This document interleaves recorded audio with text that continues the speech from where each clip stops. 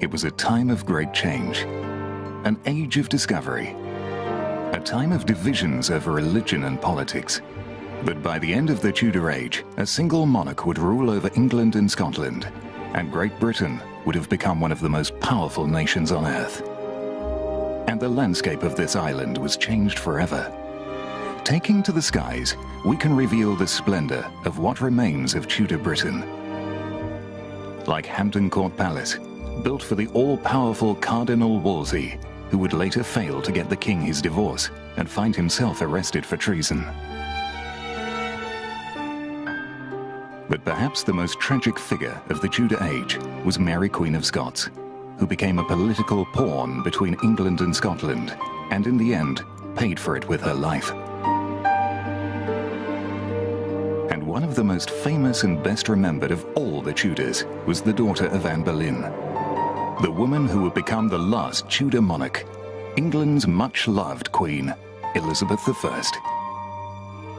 In the landscape today, the story of this Tudor age can be seen in all the historic buildings that still stand as a glorious reminder of this period of history. The story of Tudor Britain begins in a small field in Leicestershire. On the 22nd of August 1485, a battle took place here, near the village of Market Bosworth. Two rival claimants to the English throne faced each other. The winner would become the new King of England. This flag marks the center of the Battle of Bosworth Field, where 11,000 men died for the future of England. On one side was Richard III, famously known as the Hunchback King, and on the other, a young man of 28, Henry Tudor. Both men knew that this battle would result in one of them being killed. In a fierce and bloody engagement, it was Richard who was killed, and his army beaten. His crown was placed on the head of Henry Tudor, who was proclaimed King Henry VII, the first ruler of a new dynasty, which would bring enormous change to the country and create great wealth and power. The Tudor age had begun.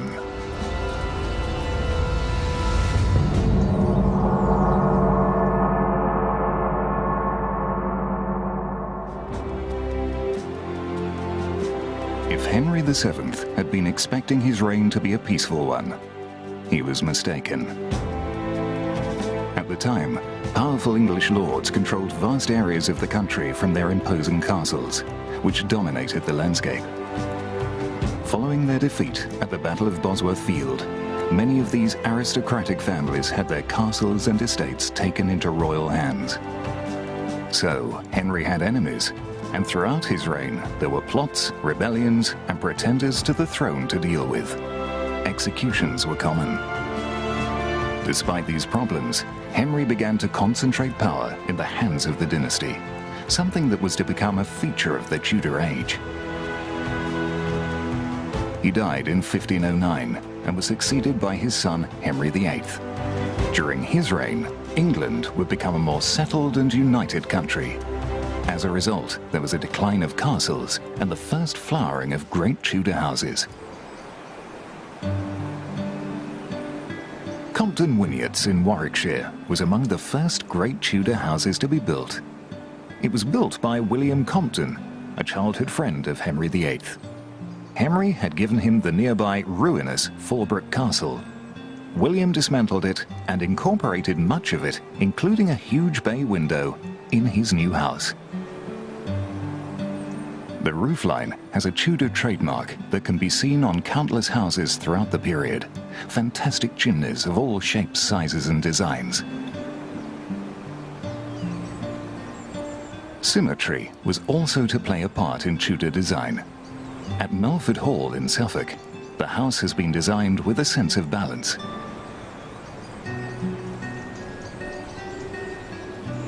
Each half of the house is a mirror image of the other. This symmetrical style reflected the wish of the Tudor family for order and harmony in their own lives, as well as for the design of their house. Today, Melford Hall has been modernized for comfortable living, but when it was built, it had no such conveniences. Hot water was a luxury, and most people only bathed about once a month.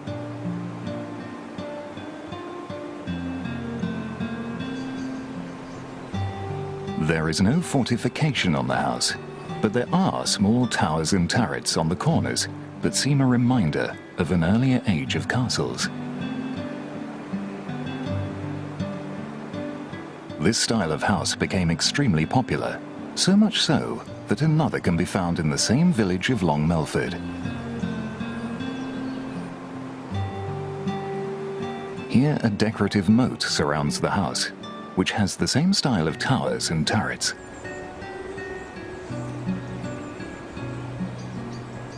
These manor houses were built for successful local merchants who prospered during the Tudor age. Their houses can still be found throughout the country. Houses were built of local materials. Salgrave Manor, near Oxford, was originally constructed from local limestone around 1550. A fine example of a small Tudor manor house, Salgrave has a rich history. This is the ancestral home of George Washington, the first president of the United States, whose family were prosperous sheep farmers.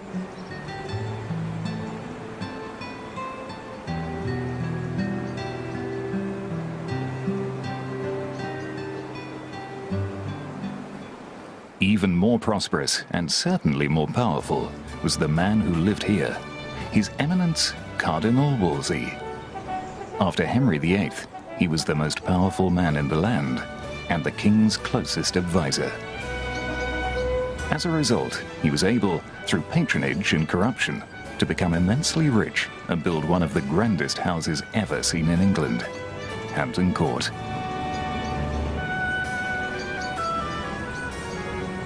In this enormous house, he would entertain on a lavish scale. It rivaled Henry's court, which angered the king.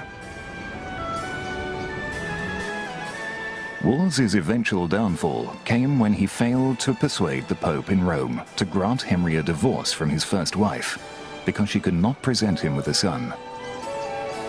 As he felt power slipping from his hands, Wolsey offered the king his house. Henry took it, and eventually had Wolsey arrested. He died before Henry could have him executed. It is never a good decision to try to outshine the king. The woman who Henry wanted to marry was, of course, Anne Boleyn. She was to become not only the second of Henry's 6 wives, but also the mother of the woman who would sit upon the English throne for 45 years, the future Queen Elizabeth I. She may have been born here, at Blickling Hall in Norfolk, home to Thomas Boleyn, although the house would have looked very different then. Anne's eventual marriage to the king had been engineered by family and friends who stood to gain from her becoming queen. Their relationship was to cause one of the biggest upheavals in English history, the break with the Pope in Rome and a new English religion. But marriage to Henry cost Anne Boleyn her head when, like his first wife Catherine, she failed to present the king with a son. She was tried for adultery, incest and treason, and executed at the Tower of London. She was blindfolded and knelt upright. To distract her, the executioner shouted, "Where's my sword?" and then severed her head in a single blow.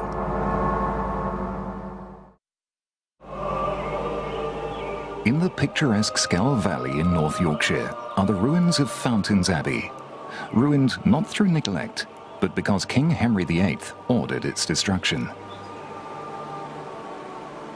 Henry wanted a new wife and a son to be his heir, and the Catholic Church refused to grant his divorce from Catherine. But Henry proceeded to dissolve England's relationship with Rome, had his first marriage annulled, and married Anne Boleyn. The result was a bitter confrontation between Henry and the Roman Catholic Church. Fountains Abbey stands as a reminder that it was the church that lost. Henry took the opportunity to take all the church treasure. In 1539, the king's men forcibly looted the monastery of Fountains Abbey. For nearly 1,500 years, England had been a Catholic country. Henry destroyed that over his simple desire for a pretty young girl and an heir to succeed him. What followed was to become known as the dissolution of the monasteries, with the destruction of over 800 large religious buildings.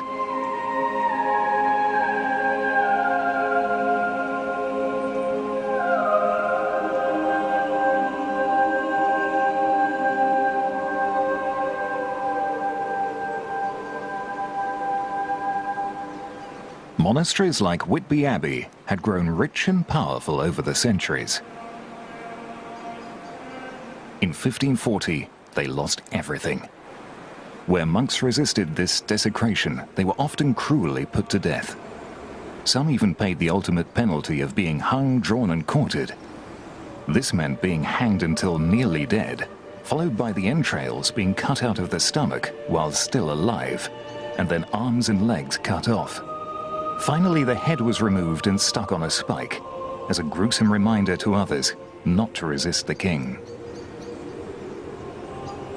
The ruins of Whitby Abbey sit on the east cliff above Whitby Harbour. It's a haunting sight. In 1897, it inspired Bram Stoker when he stayed in the town to write his novel, Dracula. No part of the country was left untouched by the dissolution. At Tintern Abbey in Wales, lead from the roof was stripped off, stained glass windows smashed, fittings ripped out. Once he had destroyed the monasteries, Henry VIII then gave away the land to his friends or sold it off to boost the royal coffers. The ruins then became a ready-made quarry for new houses, some of them very grand indeed. During the medieval period, it was the great cathedrals that dominated the landscape. During the Tudor age, it was the great Tudor houses, many of which still stand proudly in the landscape. One of the most important is here in Wiltshire, Longleat House. It has a very different feel to it from the more simple Tudor brick houses. Its design was mainly influenced by Italy and must have seemed very modern at the time. The house was built in a period we now call the Renaissance, a cultural movement from Italy, which saw the rebirth of ancient classical ideals in all the arts. Like many Italian palaces in cities like Florence, Longleat is built around central courtyards. The great Tudor houses, like this, have since become known as prodigy houses, meaning genius or sensational. The old Tudor style can still be found in the turrets on the roof. Some of these were turned into banqueting rooms where desserts would be served. Today, the house is open to the public and still lived in by the same family who built it over 400 years ago. Another great prodigy house is Hardwicke Hall in Derbyshire. It was built for the wealthy Countess of Shrewsbury, who demanded windows so large that the house inspired the rhyme, "Hardwicke Hall, more glass than wall." Window glass was extremely expensive at the time, as it could only be handmade in small sections. Only the very rich could afford it in any quantity. This was a house that was built for show, and it was designed to impress.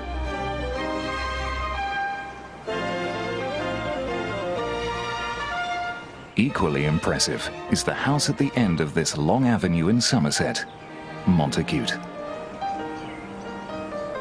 It was built by Sir Edward Phillips, a prominent judge in the Tudor age. The shape has the unmistakable Tudor E. It is possible that this design was in honor of Henry's second daughter and future queen, Elizabeth. It's a nice thought, but it's unlikely.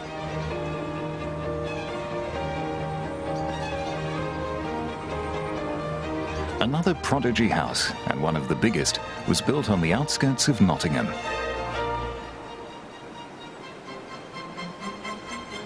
Woolerton Hall was built in the 1580s. It was constructed for Sir Francis Willoughby, a prosperous local merchant, using Ancaster stone from Lincolnshire. It took 8 years to complete, costing £8,000 at the time. In today's money, that figure is the equivalent of around 1.7 million. One of the interesting features of the house is the prospect room that sits on top of the Great Hall and gives fantastic views of the park and the countryside beyond. Tragically, a fire in 1642 destroyed much of the interior, but the building, one of the crowning achievements of the Tudor age, is still with us.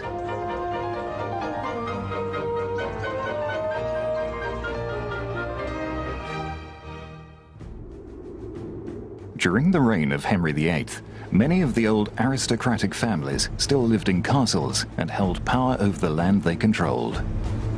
At Warkworth Castle, the Earl of Northumberland, a devout Catholic, objected to the king's break with the Pope in Rome.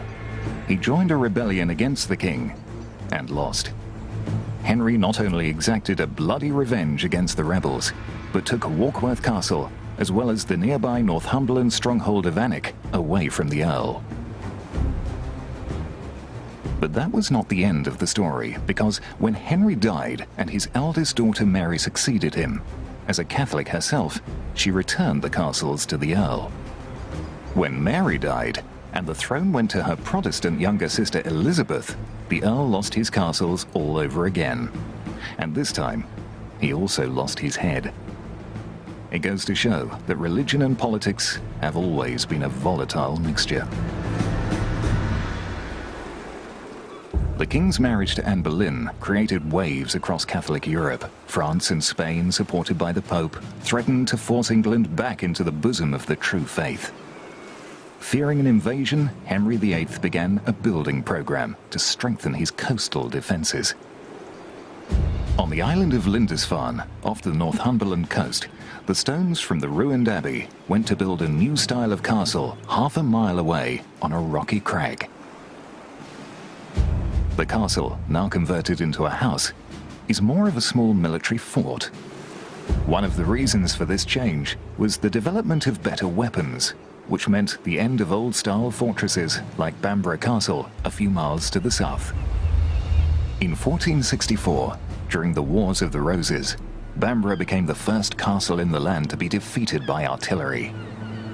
The King's Great Iron Guns, London and Newcastle, and a brass cannon nicknamed Dijon, are said to have breached the walls with some ease.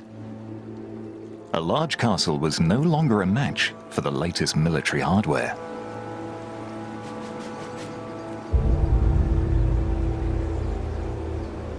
A new style of castle was required. These would be low-lying, more compact, and as a result, difficult to see and hit. Henry built several of them along the south coast, facing France across the English Channel. Deal Castle is a superb example. These forts used powerful new cannons to destroy an enemy before they landed on the beach. But also, they had the ability to defend an attack from the land. The design was in the shape of two clover leaves, one larger than the other. This pattern created 145 openings for cannon and firearms. This was a castle built for defense and not for living in. In fact, the castle was so efficient that it took only one officer and a garrison of 35 to run it. Two more Tudor castles that still survive were built to protect Falmouth Harbour in Cornwall, which was an important Tudor naval port. St Maur's Castle on the east side, and Pendennis Castle on the west. They were both capable of blowing an enemy ship out of the water if it tried to enter the harbour. All along the south coast, there are examples of these impressive forts. At Portsmouth, home to the Royal Navy, two stand out.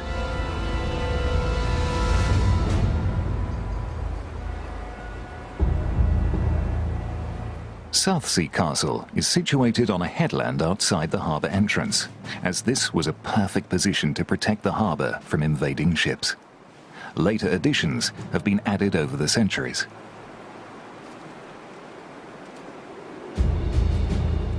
even better sited castle lies on the west side of the Solent, between the Isle of Wight and the south coast of England. It is opposite the Needles, a thin curtain wall of chalk that sticks out into the sea. The name came from a 120-foot needle-like column of chalk that stood in this gap until it collapsed in the 18th century. If the underwater rocks entering the Solent didn't sink a ship, then the cannon from Hurst Castle opposite certainly would.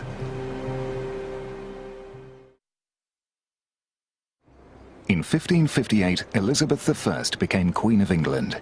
She would dominate the age and become one of England's most successful and loved monarchs. As a Protestant like her father, Elizabeth became the enemy of Catholic Europe, which included Scotland and its capital Edinburgh. Scotland had allied itself with France and posed an even greater threat on England's northern border. Elizabeth continued to strengthen defences.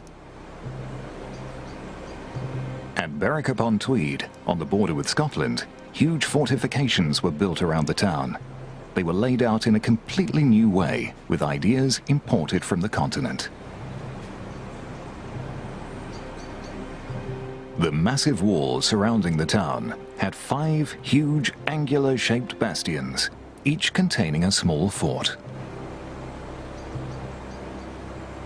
All the bastions had a covered room for cannon, as well as space for more on top. The shape of the bastion enabled guns to fire back along the wall to prevent an enemy climbing over. These fortifications show how determined Queen Elizabeth was to prevent a Scottish invasion.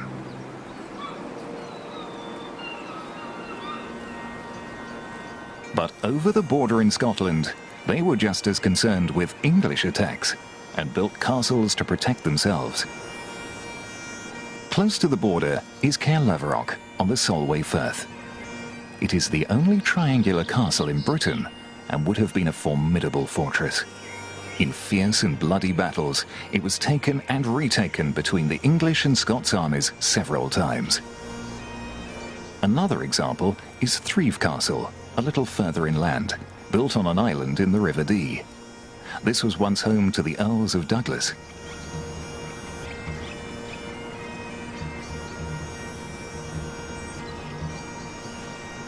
If a full-scale invasion from either side did not materialize during the Tudor period, it did not stop the more localized border wars. This was a dangerous place to live. Both sides raided each other to gain food and cattle. On the Scottish side of the border, strong tower castles like Smelholm were built to defend against English attacks and provide a springboard for launching their own against the English. The border was a lawless place, where life was cheap and the rule of law did not exist, and certainly could not be enforced. Just over the border in England is Norham Castle on the River Tweed, which was also on the receiving end of attacks, as well as being the base for raids against the Scots to the north. The border wars were a local affair, but in Edinburgh a major problem was brewing. Queen Elizabeth's cousin, Mary Queen of Scots, was a Catholic and seen by English Catholics to be the rightful Queen of England before Protestant Elizabeth.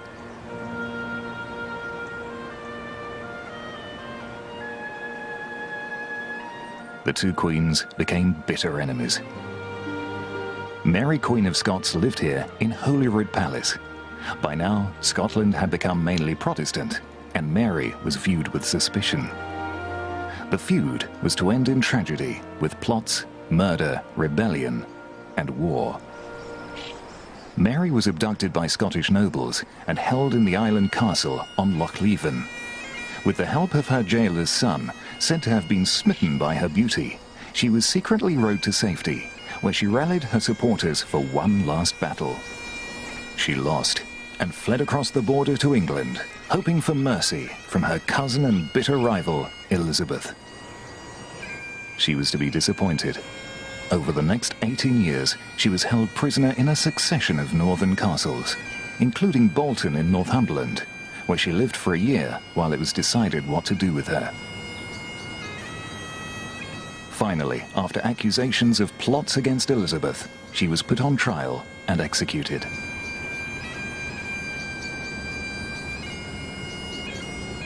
It's said that when Mary's executioner asked for forgiveness, she replied, "I forgive you with all my heart. For now, I hope you shall make an end to all my troubles."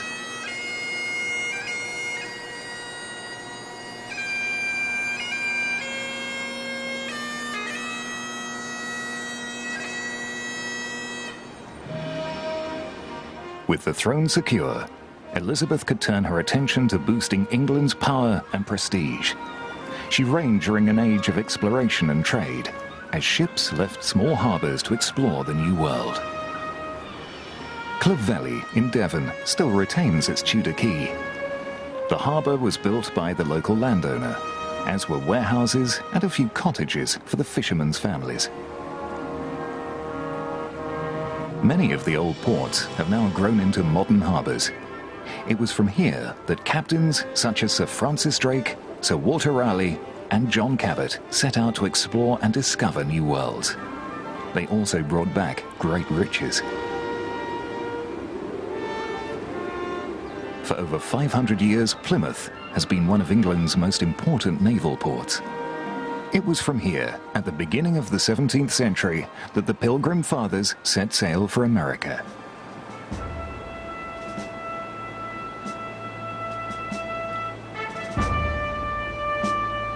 With the possibility of an invasion, the Navy grew in importance.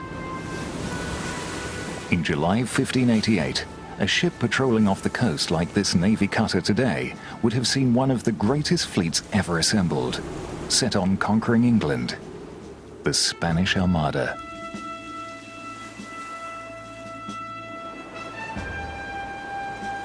The fleet sailed from here at Cadiz in northern Spain in May 1588.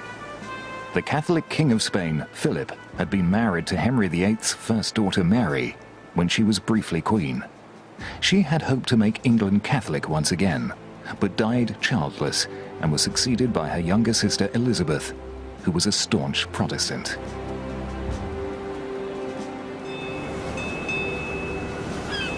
England was under threat. Philip of Spain saw the new queen as a heretic, and with the Pope's blessing, the Great Armada set sail from Spain for England. Sir Francis Drake, second in command, was said to be playing a game of bowls here on Plymouth Hoe when he was told that the invasion fleet of the Spanish Armada had been sighted out at sea. Legend tells us that he insisted on finishing the game before setting out to fight the Spanish ships. His ship would have looked something like this replica of the Golden Hind. It was in the original Golden Hind that Drake set sail in 1577 and circumnavigated the world for the first time. And it was in a similar sized ship that he would have set sail to meet the much larger Spanish vessels.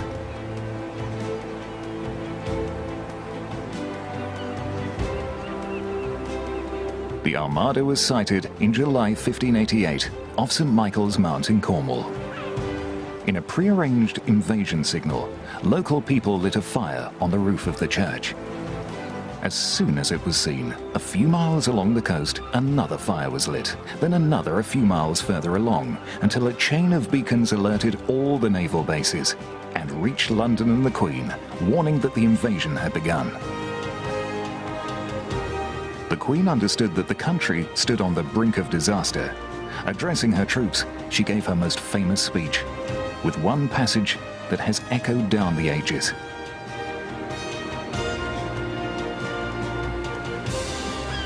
I know I have the body but of a weak and feeble woman, but I have the heart and stomach of a king, and of a king of England too, and think foul scorn that Parma or Spain or any prince of Europe should dare to invade the borders of my realm.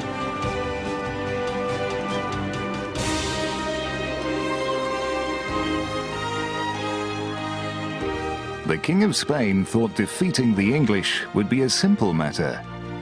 He was wrong. Due to their size, the Spanish ships were not easily maneuverable. After a victory by the English, storms drove them round the top of Britain and into the dangerous waters of the Pentland Firth. Looming cliffs and rocks waited for them.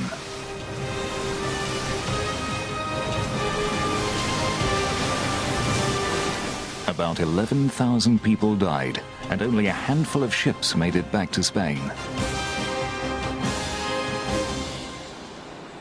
Sir Francis Drake returned here to Buckland Abbey, just outside Plymouth. He had purchased the building after his voyage around the world.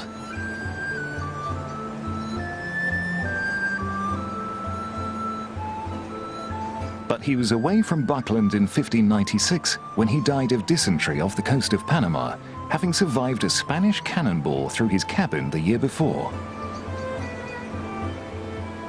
The great man of the Tudor age was an adventurer till the end. Another figure of the age was to become one of the best-known men in the world. He is said to have come here to Charlcote Park, close to Stratford-upon-Avon.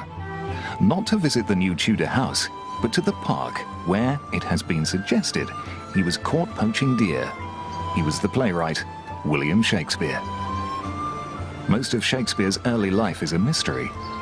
We do know that he was born in this house in 1564, and that in his early 20s he moved to London and began his playwriting career.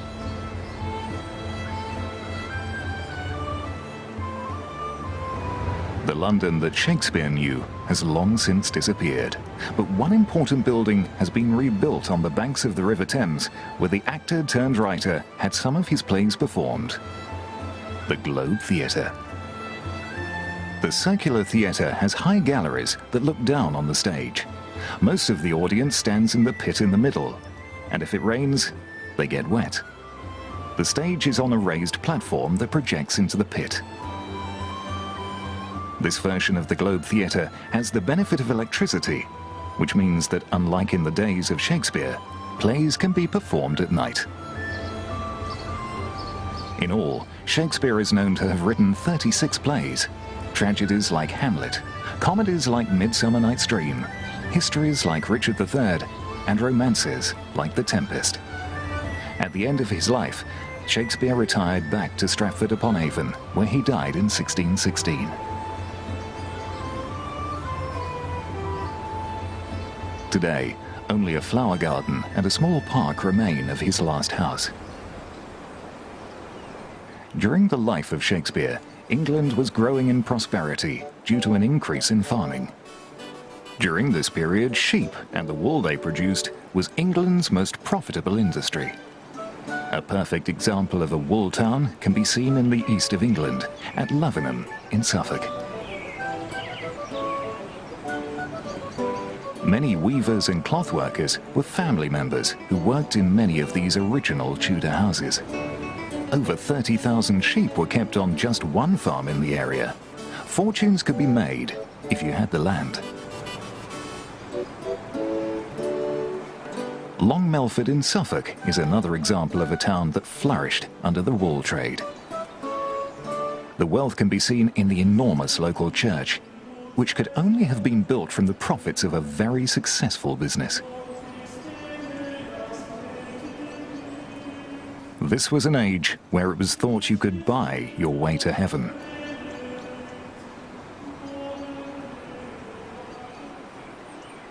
Another way of spending your money, if you had it, and wanted to enhance your social status, was to engineer a visit by Queen Elizabeth on one of her progresses around the country. This would put you on the map. The Queen built no palaces for herself, letting her courtiers build houses to entertain her in. In 1570, Kirby Hall was as up-to-date and modern as could be, and largely built to entice the Queen to come and stay. Lots of expensive glass and fine gardens to walk around. But the house cost a fortune to maintain, and eventually the family lost their wealth in gambling, and the house was left empty. It has since become an historic site, and the formal garden has been restored.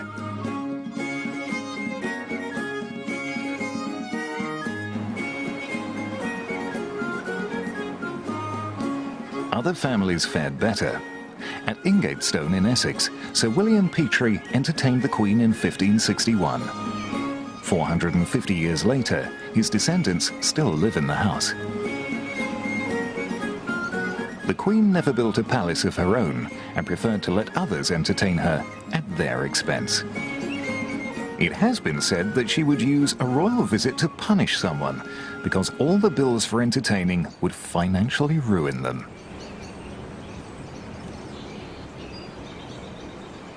In her younger days, the Queen also loved hunting and would ride in the parks and forests of her courtiers, as well as the great royal forests. Today, Epping Forest in Essex still covers roughly 6,000 acres. The fact that it was a royal forest meant that during the Tudor age, local people could gather wood and graze cattle. But anyone unlucky enough to be caught poaching game would either be hanged or suffer some form of mutilation, such as having ears or a nose cut off. At Chingford, on the southern edge of the forest, a Tudor building still exists. It is known as Queen Elizabeth's Hunting Lodge, and from here the royal party would watch the hunt from the top floor, with refreshments taken below.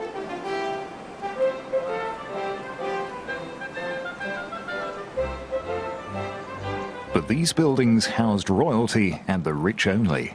It is far more difficult to find examples of the dwellings of ordinary people. Original small domestic Tudor buildings have inevitably been modernised for comfortable living.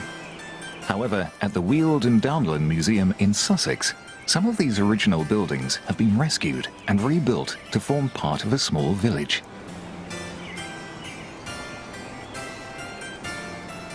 However attractive these houses look outside, inside the story is very different. There was no running water, no bathrooms, no proper kitchens, and often no glass in the windows. In the growing towns and cities, human waste was simply emptied from chamber pots straight into the street. Rivers of foul-smelling filth flowed in open gutters. Disease and death were constant companions.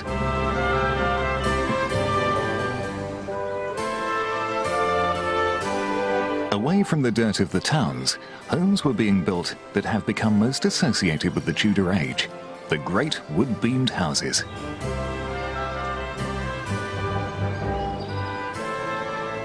One of the best examples is Speke Hall, next to the River Mersey in Liverpool. It was built around 1590, towards the end of the Tudor age, and has been little altered since then. The eye-catching exterior decoration is formed by the black beams and white plaster. Many different shapes and patterns surround the house.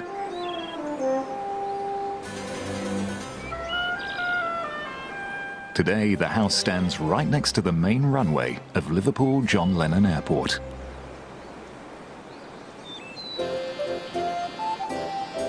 Perhaps the finest example of a Tudor-beamed house is Little Morton Hall in Cheshire, surrounded by its moat. There is something remarkable about the way the house was added to over the Tudor age. The huge long gallery that sits on the gatehouse seems on the verge of toppling over, as its shape has altered with the oak beams warping over the decades. But it has stood for well over 400 years.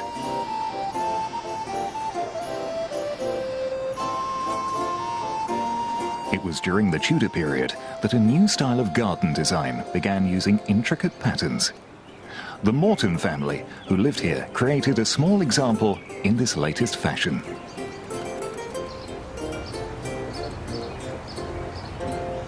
At Kenilworth Castle in Warwickshire, a large formal Tudor garden is being reconstructed.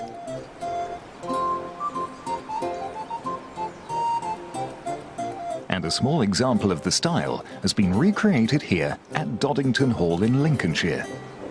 These gardens were often known as knot gardens because sometimes the low hedges seemed to cross each other in a pattern of knots.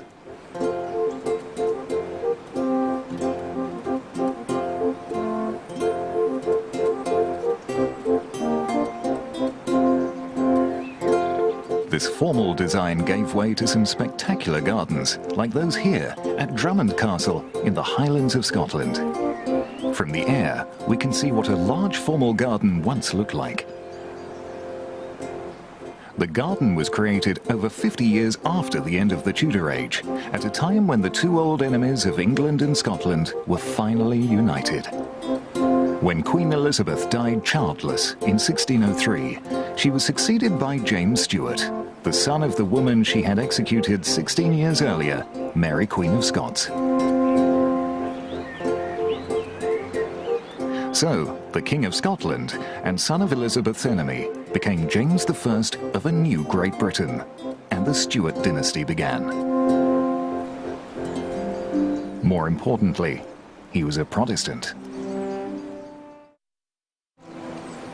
So much of the Tudor age had been dominated by the conflict between the Catholic and Protestant religions, but by the end of the Tudor age, England had become firmly Protestant, with the monarch as the head of the English Church.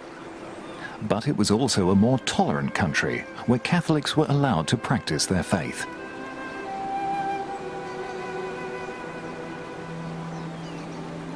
Two contrasting buildings, one small and one enormous, seem to sum up the Tudor age.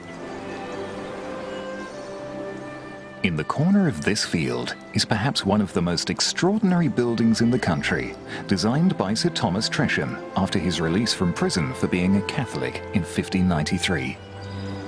By the end of Elizabeth's reign, a certain freedom of worship was tolerated. In this folly, Tresham declared his Catholic faith. He designed it to show his belief in the Holy Trinity, the Father, Son, and Holy Ghost. The number 3 is represented everywhere.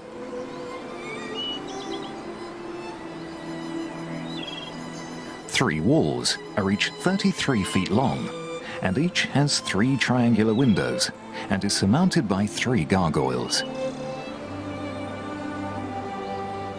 The building has 3 floors, a triangular chimney, a Latin inscription around the edge with 33 letters. And that's just on the outside.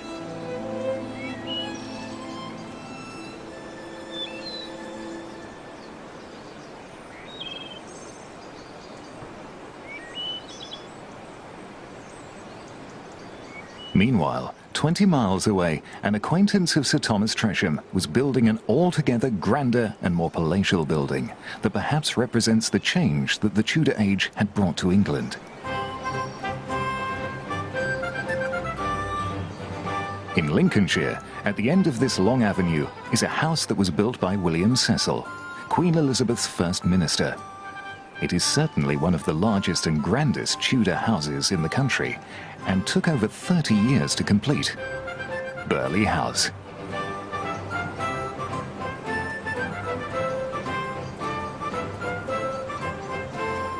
Burghley is so large that it seems more like a vast royal palace than a private house. This was just as well because when Queen Elizabeth came to stay, she arrived with dozens of officials and attendants, all of whom had to sleep, eat and be entertained in the house. A lot of room and a lot of money was needed whenever the Queen dropped by. On the roof, the same style of turrets seen on smaller Tudor brick houses can also be seen here at Burghley, but on a much grander scale. These turrets had rooms in them, so that more intimate meals could be taken on the roof, with views over the park.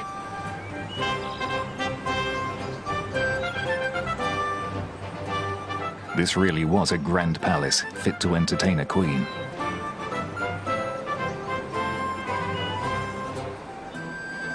During the medieval period, it had been the great cathedrals that were to dominate the landscape, built for the glory of God.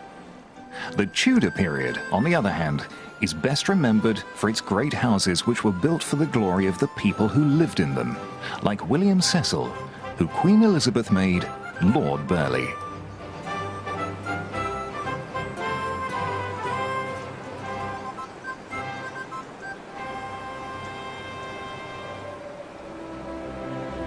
When the Queen died in 1603, the Tudor age died with her. But in her long reign of 45 years, she had helped forge a new national identity. A new Great Britain was on its way to becoming one of the most powerful nations in Europe.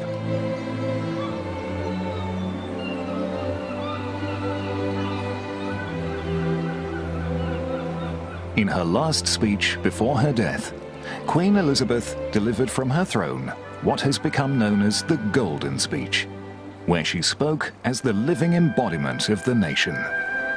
Though God hath raised me high, yet this I count the glory of my crown, that I have reigned with your loves. Though you've had and may have many mightier and wiser princes sitting on this seat, yet you've never had nor shall have any that will love you better.